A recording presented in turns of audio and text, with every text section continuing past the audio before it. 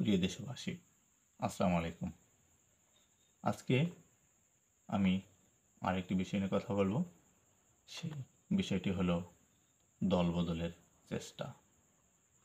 বাংলাদেশের স্বৈরশাসক আওয়ামী লীগের সভানেত্রী শেখ হাসিনা 2024 সালের 5ই আগস্ট পালিয়ে যাওয়ার পর থেকে এই 17 বছরের অনেক সুবিধাভোগী উৎকৃষ্ট লোকগুলো এখন দলবদলের চেষ্টা করছে।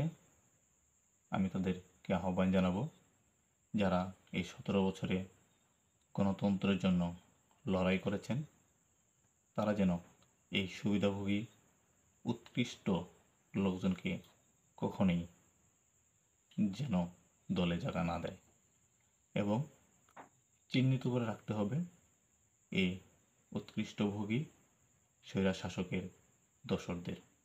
এই বলে আমার সংক্ষিপ্ত আলোচনা শেষ করছি। আসসালামু আলাইকুম ওয়া রাহমাতুল্লাহি ওয়া বারাকাতুহু।